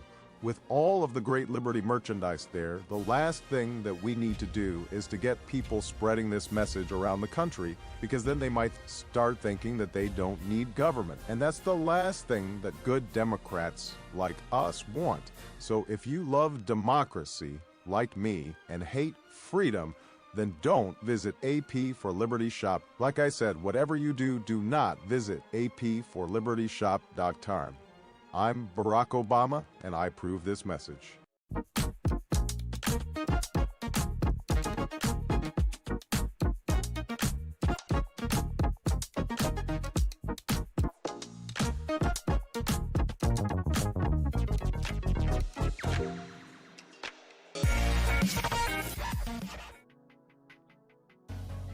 Good morning, Rise and Freedom. Nice to see all you Barbie girls out there in this Barbie world. If you're enjoying the content that you're watching this morning, make sure you click the like button and subscribe to the channel.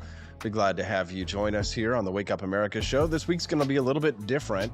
I'll be out Wednesday, Thursday, and Friday, and I'm super busy. I'm going to try and do some best of shows for you, pull some clips, put them together so you'll have some content to watch Wednesday, Thursday, maybe not Friday.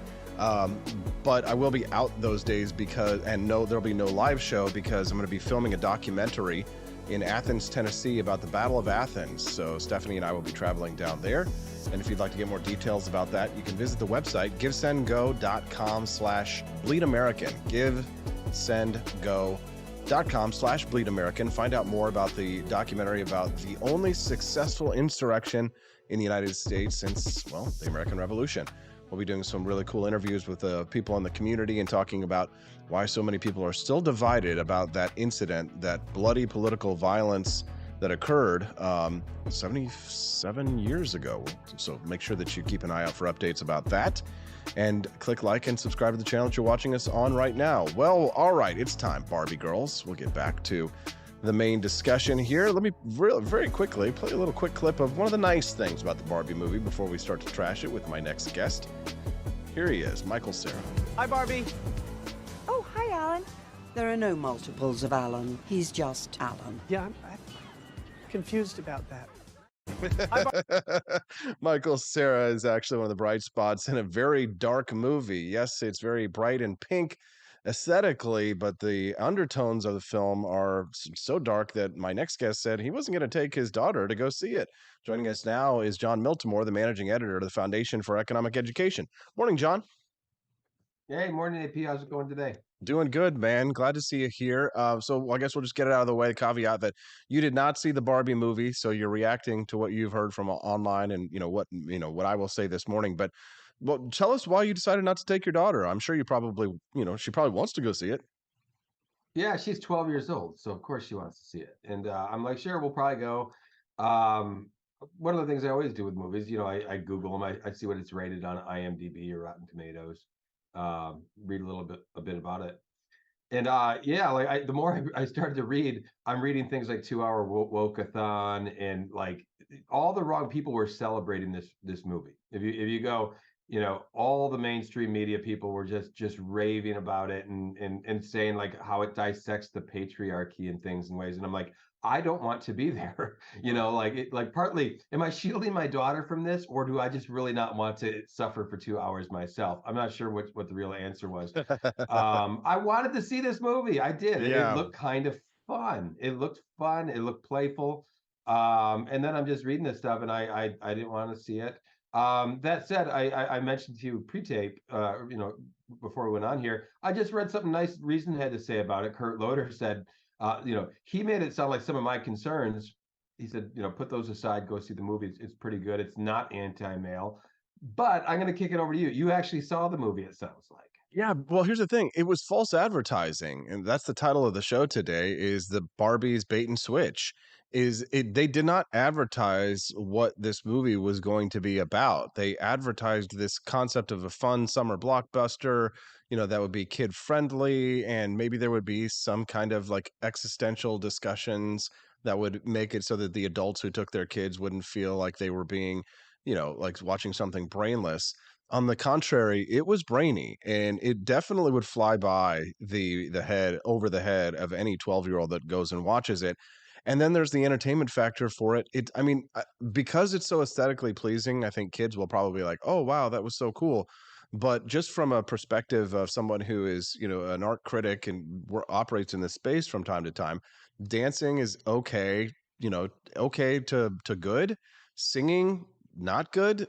So the things that you would think they would get right in a movie like this, they don't. There are some genuine funny parts. However, John, I found myself the only person in the theater laughing when they would talk about things like patriarchy or all these concepts that most of the people in like Jefferson City, maybe it'll do well in New York and LA, but I'm sure that most of the people, a lot of the stuff just flew over their heads. These concepts, because they would just pepper us with racism, misogyny, homophobia, all these kinds of like terms, and it's just like, whoa, whoa, whoa, whoa, whoa. We thought we were going to get a fun movie that was going to sort of lampoon daily life. Instead, it's kind of like a rah charge against the patriarchy. But when the Ken dolls actually like institute a patriarchy in Barbie world, I have to say, like it actually improved. The movie improved because you're like, oh wow, they are allowing the Ken dolls to express their individuality. But like the message is that we must all conform, and it's what the left wants us to want versus what we actually want, what people actually want.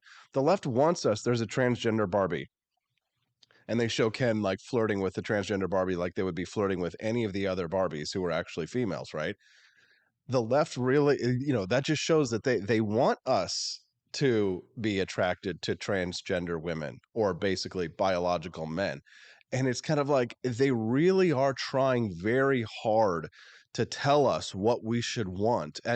And then at the end, of course, the Barbies regain control, and the men are not allowed to hold positions of power. They're not allowed to, they don't succeed in anything. And I get it. Ken is an accessory to Barbie, and so like that plays to a certain extent.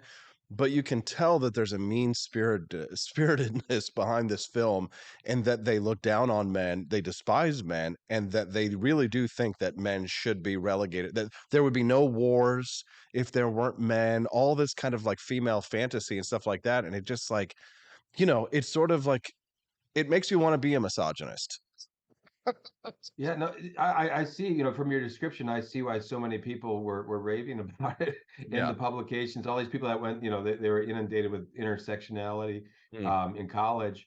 I saw, one person said it was the most pro-feminist movie, he'd ever seen. Another person noted that they were shocked that they got this past the studio. Like because he really loved all the ideas, like some of the ideas you talk about. But he was surprised like the studio would go along with this. I don't want that in a movie. I don't want it, peppered with all these ideas. Like to me, I've written several articles on how doing that to art destroys art, and I kind of made a note, and like the recent Mario Brothers movie got labeled with like an anti-woke movie. And I'm like, no, it wasn't anti-woke. It just didn't play the game of the studios today and the writers of kind of rewriting these movies to conform with our idea of what movies have to be today as far as race and gender and all those things. It just made a solid movie. And then some people complained about that, so it got labeled as anti-woke. But good. I have no intention to see Barbie now. I'll watch it maybe out of curiosity when it hits Netflix or something. But it sounds god awful. I'm sorry you had to go through that. No, yeah, no, I had to go through it. No, it was like by the end of it, I definitely was ready for it to be over because it does go on too long, and it's really not as entertaining as you think that it would be. I wish that we had gone to see Oppenheimer. Did you go see that one by any chance? I didn't. I have a friend who's waiting to get back from DC. We're going to see it together because we had talked Okay. about going to that one.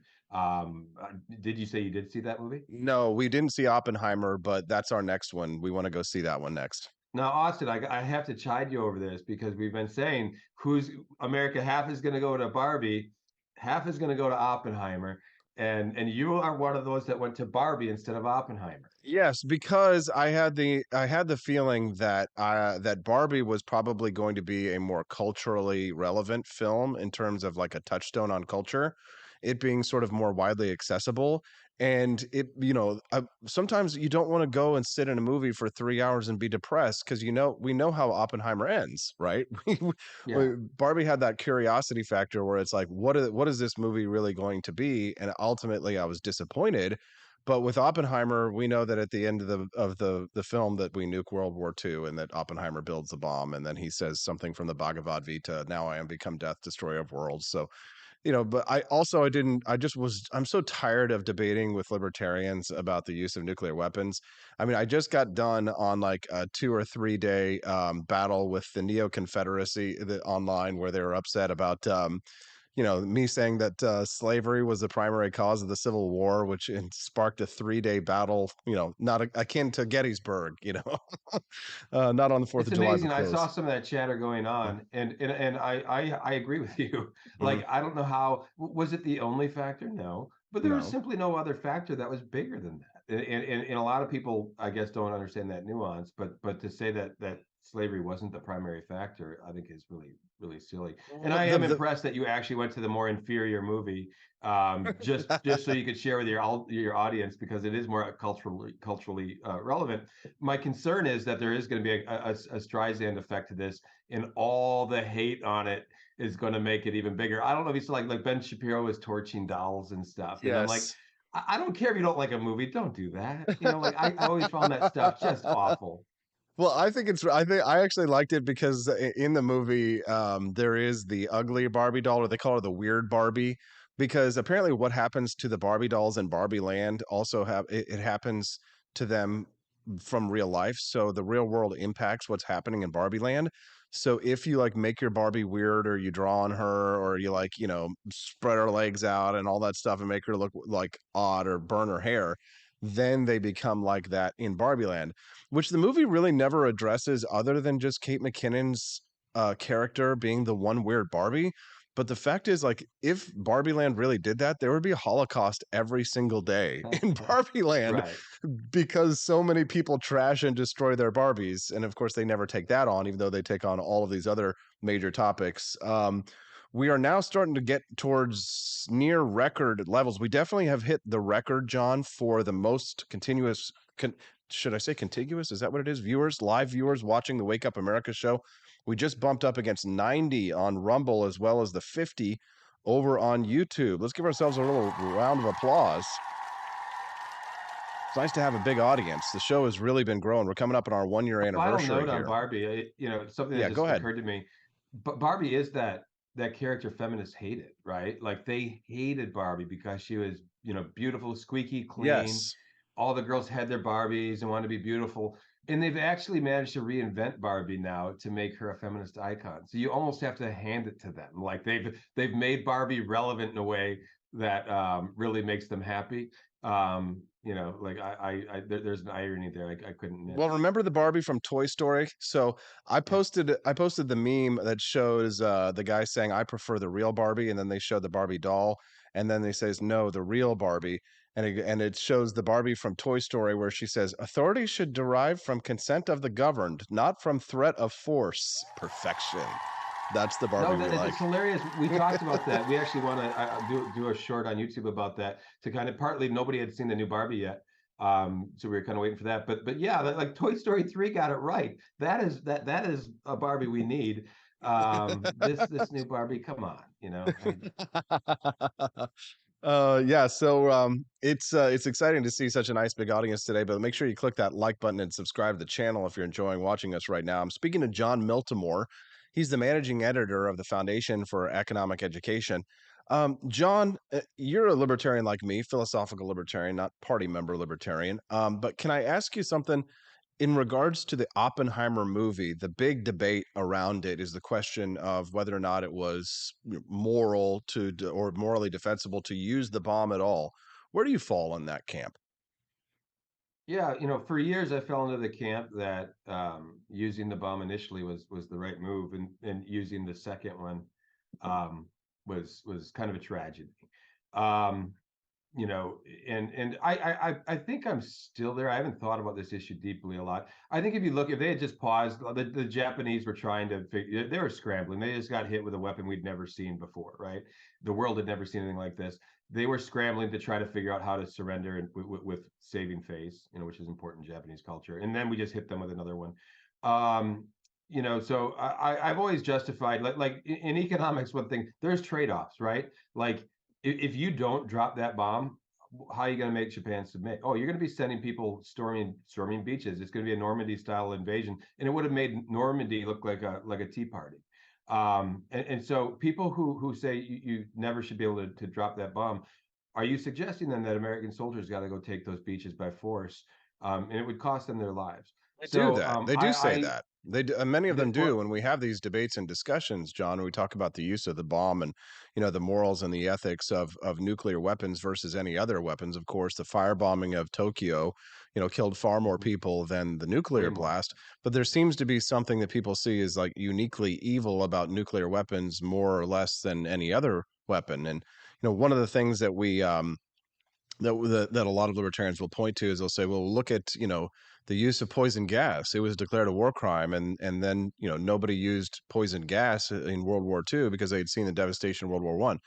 Well, yeah, but John, it wasn't a war-winning weapon, right? It didn't actually help them to take any extra ground. It was just it didn't actually do what they wanted it to do, which is to help them to advance in territory. But I can bet you that if it was a war-winning weapon, they probably would have used it in World War II. So my criticism of the libertarian, like, anarchist argument, if you will, or the pacifist, I sometimes say, argument when it comes to the bombs, like, it's one thing to be anti-war, which I absolutely am, but when you're in a war, that's a different question. If you're talking about a war for your existence, not something like Afghanistan or Iraq, if you will, a war of choice versus a war of defense, is that the libertarians seem to sort of struggle with the same moral time machine that the woke left does, in that when you talk about taking down statues, like Philip Schuyler in Albany, or Thomas Jefferson because he held slaves, right? The left holds this moral time machine and this concept that I call presentism, that we would have, if we had a moral time machine and we went back in time, we would have been the good guys and we would have fought against slavery and we would have done all of the right things because we are such morally superior people to the people in the past. I feel like libertarians do that with the Civil War, and they do that with World War II quite frequently, where they exhibit the same sort of fallacious characteristics of the left and having this moral time machine, as if to go back and say, if I was Harry Truman, I wouldn't have dropped the bomb. Oh, really? You, as president of the United States, would have said to the mothers and the fathers and the children and the orphan children, you would have said, oh, I had a bomb. I could have prevented the invasion of Japan and a million more Americans dead, dying on the beaches in the full invasion of the Japanese mainland. But I didn't use it because it would have just been too terrible for us to unleash this kind of thing. That is Yeah, I think you presentism. make a. I think you're right about presentism. Larry Reed's written some great stuff on that topic. And I think it is something a lot of people, suffer from today. Truman's a great example. Let's not forget, Truman didn't even start this war, right? He inherited that war. FDR, here's where I come down. Where I've changed on World War II is I don't think we ever should have been in World War II. I think FDR took deliberate steps to get us into World War II, and he succeeded. And if you look, his legacy became, it's a huge part of his legacy in a good way. It's why historians usually rank him a top 5 president, even though he was an awful president in so many ways. So Truman inherited this war. At that point, I think he does have his goal is to win the war. Dropping that bomb is the way to end that war. Again, going for the second one, I was something I think. Again, playing all this is Monday morning quarterback. I don't want to overjudge Truman for this. He didn't have the same knowledge that I have today. But there are there's another point I was going to make, and I'm spacing on it right now. But yeah, all these issues in hindsight, they get a lot easier to solve these things. Like in the moment. Oh, I remember it go back to Oppenheimer. See, I think Truman himself, I think, was very tore up about this. Like, he knew what he did. He took it seriously. A few weeks after, a few months, whatever, Oppenheimer comes into his office and he's saying, "I have blood on my hands." He's emotional. He's crying, and Truman kicks him out of his office and says, never let that son of a bitch back in here. I can't stand this weeping. I think that was Truman's armor. Like, he fully understood what he knew what he did. But it's done. We're not Truman called Oppenheimer a crybaby scientist after their meeting, and reportedly said, "I don't want to see that son of a bitch in this office ever again," claiming there was no time for a pretentious, melodramatic Indian mysticism. Oppenheimer, when he went into Truman's office with Dean Acheson, said to the latter, wringing his hands, "I have blood on my hands." Truman later said to Acheson, "Never bring that fucking cretin in here again. He didn't drop the bomb. I did. That kind of weepiness makes me sick." Us Missouri Missouri boys ain't got time for that namby-pamby femboy scientist shit. There's something about Truman's response there. Like Oppenheimer is the man that created the bomb. He had all the incentive to do it. He wanted to do it. He wanted the power and the prestige of it. And then when it's used for the purpose he created, he was all upset. And there's something very false about that. And if you look, scientists that worked with Oppenheimer were troubled. Like, when they first tested it, like they said, there was a look of triumph on his face. He strutted. He did all these things. He created the bomb and then didn't want to live with what he created and the consequences. And to me, that bothers me. It is why I want to see Oppenheimer. He was a very, very odd figure, right? Yeah. Like, and if you look, he was, he was sleeping with his buddies' wives, co-workers' wives, his own wife that he married. He like, there's a lot of stuff. I'm curious if they'll go into that side of things, because he was a shady fellow. He tried to poison. In Harvard, he went back and poisoned the apple of, I think it was his roommate. What? And got in big trouble for it. He admitted to it. So I think he was a pretty dark person. And if Christopher Nolan just says, oh, he was this brilliant man that got dragged into this operation, I don't think that will be the true story from what I've read about Oppenheimer. This is good stuff. I can't wait to see that movie, but as it is, I have to deal with having seen Barbie, and I watched it, so you don't have to, but you might have to because you've got a daughter. So, John, is there anything else you'd like to share with our listeners before we let you go today? Yeah, not really. Just check out our content at fee.org. And if you're on Substack, go check me out at The Take. I publish there every day. All right, there it is. John Miltimore, managing editor of the Foundation for Economic Education. Thanks a lot, John. Make sure to drop that link to the Substack so people can subscribe to it over on our YouTube channel. We appreciate you. Okay. Will do. You have a great week, Austin, and a great trip. Yeah, you too. Have a good one, John. Take care. We'll see you next week. There you go. That's John Miltimore, managing editor of the Foundation for Economic Education. We always appreciate his contributions to the Wake Up America show. We also appreciate our buddy John Burke over at Shell Shock CBD. Here's the thing. If you're buying CBD from our friends over at Shell Shock CBD, we want you to use the new affiliate link that we have. We know some people were having some problems with using the affiliate link or using the code that we had set up. So it was AP for Liberty, because it was like removing it and putting in a different code or what have you, or some kind of glitch.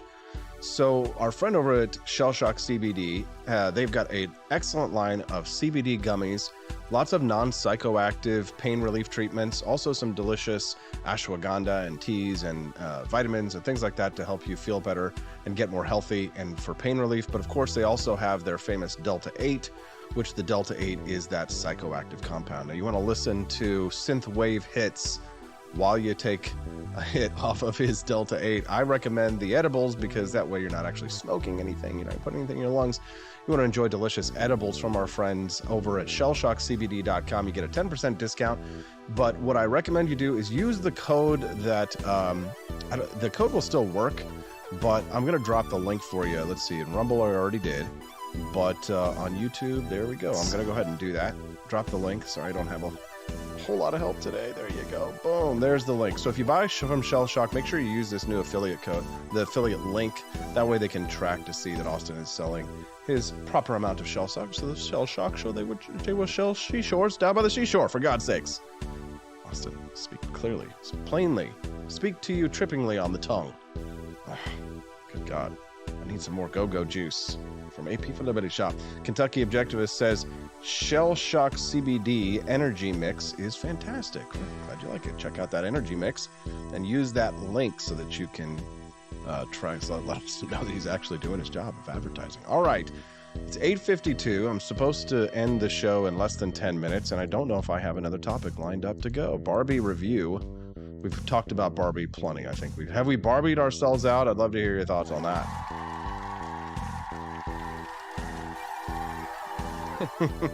How about this? How about a meme dump? Let's head over to our Twitter weirdness scene. Let me pull this up. Let's do a quick little meme dump for you guys to see. Give me 2 seconds to pull this up. Here we go. Over on Instagram. This is one of my memes from over the weekend. Ben Shapiro, of course, did a review that everybody's talking about from the Barbie movie. Here's Ben Shapiro seeing Barbie before and after. Do you guys know who this is? I think her name is Brett Cooper. She's like a big, famous Daily Wire person over there now. She gets like millions and millions of views on her stuff. But everybody says that Ben Shapiro looks like Brett Cooper, and totally, that's when I first saw her, I thought that she was related to Ben. Like, I thought it was like his little sister or something because they look so much alike. Ben Shapiro seeing Barbie before and after. We're all laughing because Ben did a really funny review. I have to say, though, that if you did see the Barbie movie or last weekend, you probably know where I was coming from when I talked about what utter shit it was. My official review for it was, what did I say? Where's the meme that I posted that was my actual review? Oh, it's not here. Oh, there you go. Well, it's on Twitter somewhere. All right, it's time for me to go. Yes. Some shows are harder than others. Thanks for tuning in to Wake Up America show. We did hit a new high today. We set a record for the most continuous viewers. We had at one point 89 people. I think we hit 90 for like 1 second. 90 people over on Rumble, and then we had 40, 50 people over on YouTube. Just huge numbers for us. That's really big. Make sure that you check out our website, apforlibertyshop.com. Get yourself some delicious Founding Flavors coffee. You know you love it over at apforlibertyshop.com. You can get our delicious new coffee brand. This is our Jeffersonian Java. My top favorite, Washington's Revolutionary Roast. That's a popular one. But yeah, my favorite. This is the one that I like the most. The Electric Elixir. Franklin's Electric Elixir. So if you haven't tried the Electric Elixir, get yourself a bag of Ben Shapiro's. Got Ben Shapiro on my mind. Franklin's Electric Elixir over at apforlibertyshop.com. apforlibertyshop.com. Get yourself a bag of Electric Elixir. I promise you, you're going to love it because of all 5 of our brands of coffee, this one's my favorite. It's a medium roast, but it just, to me, has the best flavor. I think they're all good, but this one, that's the one that I really like. I'm drinking it today, actually. Get it at apforlibertyshop.com, and we'll see you tomorrow. You got one more live show before I gotta go. 3 days off this week. I don't really have days off because I'm actually working. I'm taking my vacation days that I give to myself to go and do some more work so I can produce a full-length, feature-length documentary for you that should be coming out hopefully next year before the election. We want it to be big and beautiful, bombastic and badass, so we're our very first. Thanks so much for supporting us. You can go now. Go on. See you later. Exit through the gift shop. Get yourself a bag of coffee on the way out. See you tomorrow.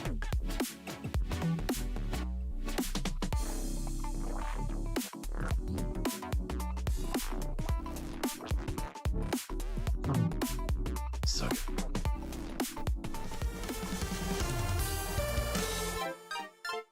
Good morning to the Cantina crew. This is Elon Musk, the CEO of Twitter. And I just want to say thank you for watching the Wake Up America show. I've decided that Austin Peterson will be the new CEO of Twitter.com, effective immediately. First thing to do, though, is I've got to go and blast off into space.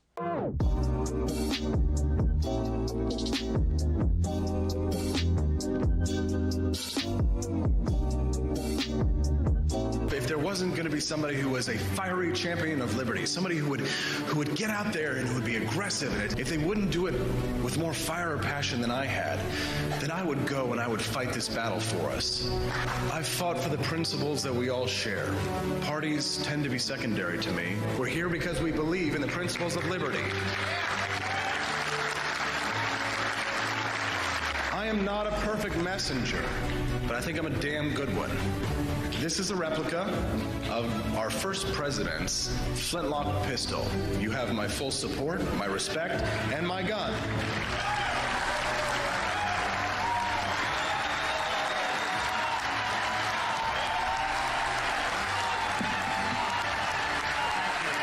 I think that the heart of my philosophy is much more libertarianism than well, that's the fashionable word these days, I guess. A conservative is no longer just that. He's a libertarian and always has been.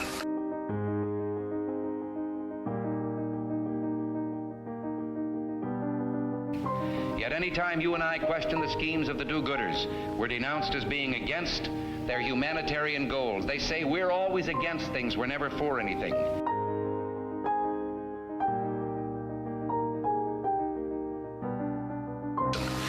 What is fascist? Fascism is private ownership, private enterprise, but total government control and regulation.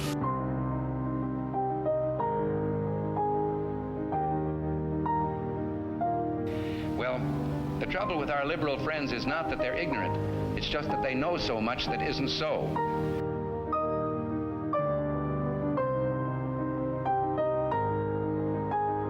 If we lose freedom here, there's no place to escape to. This is the last stand on earth.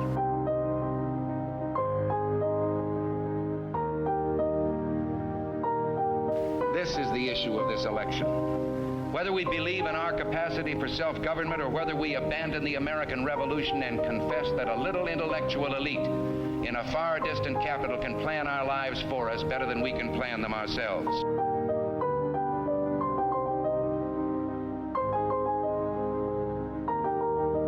The conservative, so-called, is the one that says less government, get off my back, get out of my pocket, and let me have more control of my own destiny.